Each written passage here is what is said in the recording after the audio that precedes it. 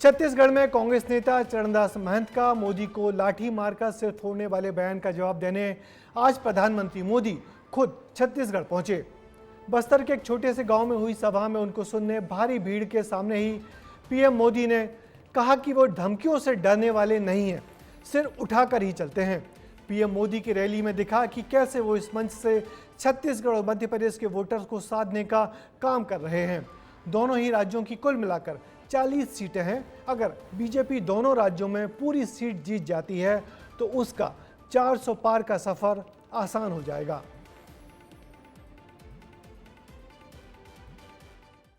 चालीस के रास्ते 400 पार का रास्ता। बचत बढ़ाए बार बार फिर एक बार। बस्तर से मोदी का जीत का ऐलान। अब की बार 400 पार। प्रधानमंत्री नरेंद्र मोदी हर मंच से 400 पार की बात करते हैं। आज जब वो छत्तीसगढ़ के बस्तर में जनसभा में पहुंचे तो जिस तरह से अब की बार मोदी सरकार जैसे नारे लगे, उससे लग रहा था कि बीजेपी आदिवासी बाहुल्य क्षेत्रों में भी कांग्रेस को पछाड़ने को तैयार है। दरअसल बस्तर में 60% जनसंख्या आदिवासी समाज की, वहीं ओबीसी समाज और सामान्य जाति का वोटर 20-20% हैं। ऐसे में आदिवासी समाज को साधने के लिए बस्तर सबसे प्रमुख केंद्र बन जाता है। भाइयों और बहनों, जनजातीय समाज हमेशा भाजपा की प्राथमिकता रही है। जिस आदिवासी समाज का हमेशा कांग्रेस ने तिरस्कार किया, उसी आदिवासी समाज की बेटी आज देश की राष्ट्रपति है। भाजपा ने ही छत्तीसगढ़ को पहला आदिवासी मुख्यमंत्री दिया है। भाजपा ने ही आदिवासियों के लिए अलग मंत्रालय, अलग बजट बनाया है। फिलहाल 2019 में कांग्रेस के दीपक बैज जीते थे, वहीं बीजेपी के बैदूराम कश्यप 3,63,545 वोट से हार गए थे। ऐसे में बीजेपी आदिवासी बाहुल्य बस्तर से न केवल आदिवासी राज्य छत्तीसगढ़ को जीत सकती है, बल्कि सबसे ज्यादा आदिवासी जनसंख्या वाले मध्य प्रदेश को भी जीत सकती है।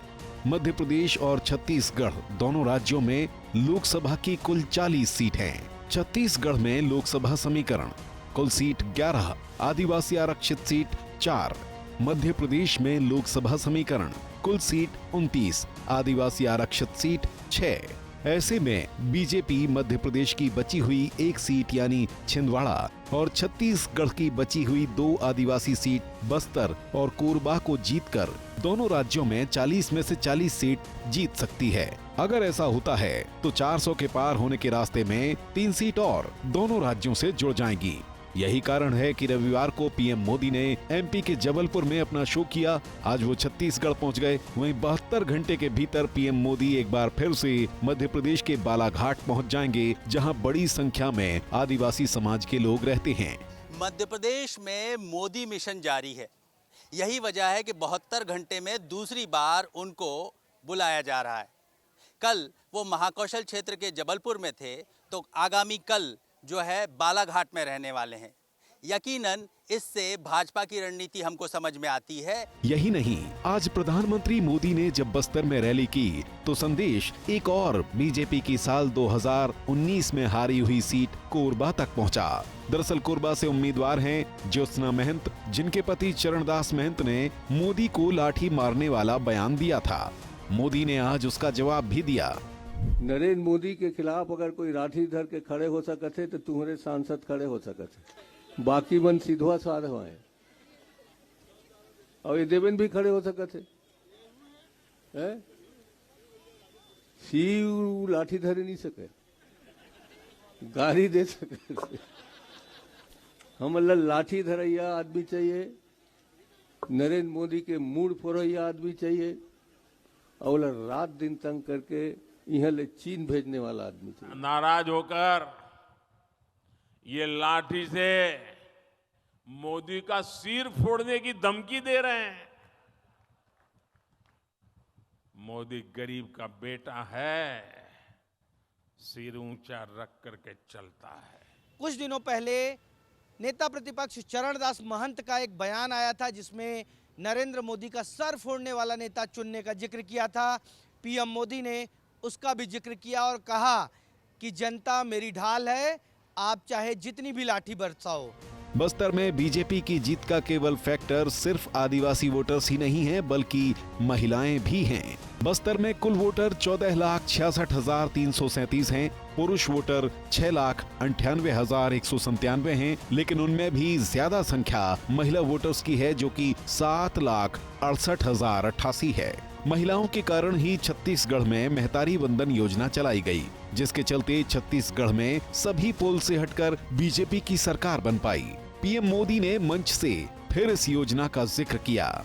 यहाँ की लगभग 70 लाख बहनों को हर साल 12,000 रुपये मिलना तय हुआ है।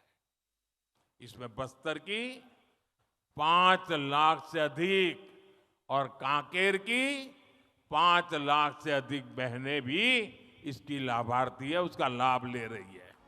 बीजेपी न केवल महिलाओं को बल्कि उनके साथ आदिवासियों को जोड़ने का काम लगातार कर रही है। देश की राष्ट्रपति द्रौपदी मुर्मू का चुनाव भी बीजेपी का सबका साथ सबका विकास वाले नारे को पूरा करता है। प्रधानमंत्री नरेंद्र मोदी के बयान पर छत्तीसगढ़ के कांग्रेस नेता सुशील आनंद का रिएक्शन भी सामने आया है। आइए आपको उसे भी सुनवाते हैं। मोदी जी के राज में गरीबी सबसे ज्यादा बढ़ी है। मोदी जी के राज में बेरोजगारी देश में 50 साल के ऊंचे स्तर पर है। तो कैसे आपकी प्राथमिकता में गरीब रहे? यदि 80 करोड़ लोगों को आज 5 किलो मुफ्त राशन देने की मजबूरी केंद्र सरकार के पास है, तो ये आपकी विफलता है।